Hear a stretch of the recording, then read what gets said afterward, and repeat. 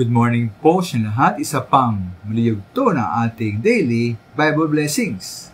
Pamagat po ng ating aralin ngayong umaga ay higit pa sa isang tsunami. Higit pa sa isang tsunami. Noong pong July 30 ng taong ito, 2025, nagkaroon po ng isang malakas na lindol sa bandang Russia. Nagkaroon ng mga tawag na tsunami warnings, advisories, watches sa mga bansa sa Pacific tulad ng Japan, Russia, Estados Unidos, at ilang Timog Amerika na bansa. Pati nga po sa Pilipinas, meron din. Maraming tao ang umalis sa mga coastal areas, nagsara ang mga beaches at inilipat ang mga bapor. Pwede naman minamahal ay walang naiulat na namatay. Ngayon po, alam natin na may darating na sakuna at kapahamakan.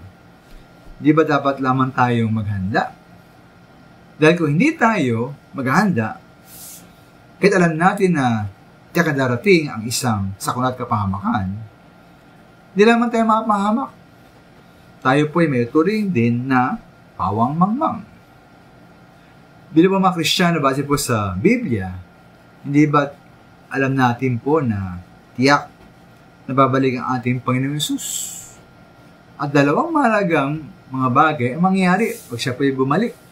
Una-una, gugunawin at wawasakin ng Diyos ang lahat ng mga bagay.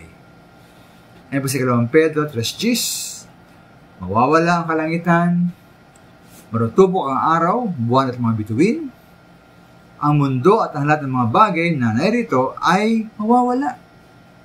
Ikalawa po, ay sa pahayag 20:12, ang mga patay ay hatulan sa harap ng trono. Hatulan ay sa kanilang mga ginawa. Ngayon naman, kung ang pangalan naman ng sino man ay wala sa aklat ng buhay, siya ay tapon sa lawa ng apoy para maghirap doon ng wala hanggan. Kaya malaman po natin, no? Ang lahat ng mga bagay, pati ating mga pinaghirapan at arian, ang lahat pong yan ay pawang mausunog lamang. At tayo po ay hatulan po ng ating Panginoon Hesus. Kaya tayo po ay handa tayong humarap sa ating dakilang hukom, ang Panginoon Hesus. Handa na ba tayong hatulan ay sa ating mga ginawa? At tiyak ba tayo ang sa aklat ng buhay ating pangalan? Dapat tayo magtiwala po kay Jesus, ating Panginoong Hesus.